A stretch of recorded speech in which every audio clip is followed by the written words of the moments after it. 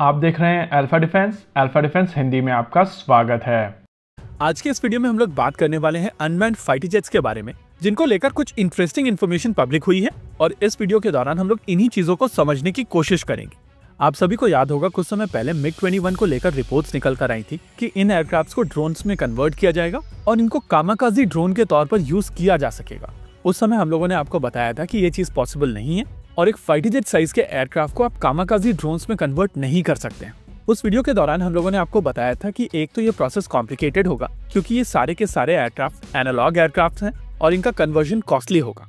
दूसरी चीज, अगर आप इतने बड़े एयरक्राफ्ट को कामाकाजी ड्रोन में कन्वर्ट करेंगे तो उससे बहुत ज्यादा कोलैटरल डैमेज होगा और टिपिकल मिशन के दौरान आप इस तरीके का डैमेज नहीं चाहते हैं। पूरा वर्ल्ड इस समय प्रिसिशन गाइडेड म्यूनिशंस की तरफ बढ़ रहा है और ये म्यूनिशंस भी धीरे धीरे समय के साथ साथ और ज्यादा एक्यूरेट होते चले जा रहे हैं। इतना ही नहीं, एक्यूरेसी के साथ साथ इनकी कॉस्ट भी नीचे जा रही है और इसी वजह से अब ये और ज्यादा अफोर्डेबल भी हो चुके हैं। कॉन्टेक्स्ट को समझने के लिए अभी आप अपनी स्क्रीन के ऊपर जिस बॉम्ब को देख रहे हैं उसको देखिए। इस बॉम्ब को मदर ऑफ ऑल बॉम्ब या मोआब कहा जाता है और ये GBU 43B $2000 से कम कीमत पर आता है। ऐसे में इससे भी कम डैमेज क्रिएट करने के लिए आप लगभग $20 मिलियन के MiG-21 को क्रैश करेंगे तो इकोनॉमिकली ये एक अच्छा डिसीजन नहीं होगा। हालांकि यहाँ पर बहुत सारे लोग ये भी कहेंगे कि ये 50 साल पुराने एयरक्राफ्ट है और अब इनकी कोई कीमत नहीं है। रियलिटी में ऐसा नहीं है। इनके अंदर मौजूद इलेक्ट्रॉनिक्स, एवियोनिक्स और दूसरी चीजें रीयूज हो जाती हैं, जिसके चलते इनके ओवरहॉल पार्ट्स का मार्केट है और ये चीजें बिक जाती हैं। जो चीज बचती है वो होता है एयरफ्रेम और उसको अलग अलग जगहों पर लगा दिया जाता है, जैसे कि एयरपोर्ट्स, कॉलेजेस, यूनिवर्सिटीज एक्सेट्रा। आपके सिटी में अगर ऐसा कोई मास्टरपीस है तो कमेंट सेक्शन में आप जरूर बताइएगा। एनीवेज, अब जब ये बेसलाइन क्लियर हो चुकी है कि टिपिकली अगर आप इस तरीके के एयरक्राफ्ट्स को कामाकाजी ड्रोन्स के तौर पर यूज करेंगे तो वो एक बहुत ज्यादा वायबल सोल्यूशन नहीं है, लेकिन HAL की तरफ से जो सोल्यूशन प्रपोज किया गया है वो काफी इंटरेस्टिंग है।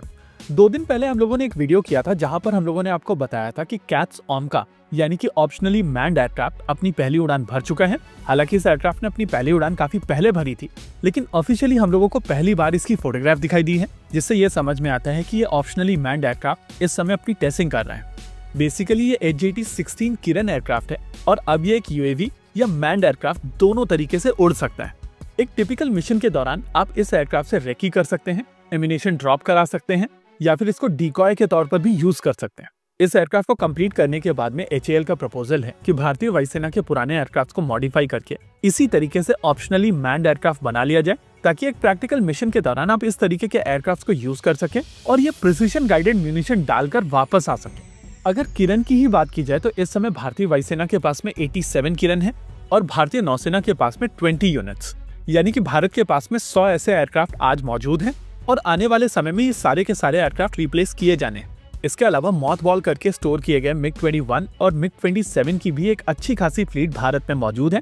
और इमेजिन कीजिए कि अगर ये सारे के सारे एयरक्राफ्ट ओमका में कन्वर्ट कर दिए जाते हैं तो आप प्रैक्टिकली पुराने एयरक्राफ्ट के साथ में जो सबसे बड़ा डर है, यानी कि क्रैश का डर, जहां पर आप पायलट खो दें, उस डर को अलग कर देते हैं। कॉन्सेप्चुअली अगर देखा जाए तो ये एक बहुत ही बेहतरीन अपॉर्चुनिटी है और अगर भारत इसको पूरी तरीके से परस्यू करता है तो भारतीय वायुसेना को यहाँ पर एक अच्छा खासा ब्रीदर मिल जाएगा, जिससे कम हो रही स्क्वाड्रन स्ट्रेंथ को मैनेज किया जा सकेगा। साथ ही साथ आने वाले समय में जब दूसरे एयरक्राफ्ट पुराने होने लगेंगे तो आप उनको भी ऑप्शनली मैन्ड एयरक्राफ्ट में कन्वर्ट कर पाएंगे। इनफैक्ट आने वाले समय में तेजस मार्क 2 और आमका को शुरुआत से ही ऑप्शनली मैन्ड रखा जाएगा। इस तरीके की क्षमताओं के साथ में ऐसे मिशंस जहां पर आप एनिमी के एयर स्पेस में घुसें और चांसेस हो कि सामने की ओर से एनिमी के एयरक्राफ्ट रिटेलिएट करेंगे, तो वहां पर इस तरीके के एयरक्राफ्ट ज्यादा अच्छा ऑप्शन होंगे। होप यहाँ पर चीजें क्लियर हुई होंगी। इसी के साथ आज के इस वीडियो में रखते हैं केवल इतना ही। वीडियो को अंत तक देखने के लिए धन्यवाद। देखते रहिए अल्फा डिफेंस। जय हिंद।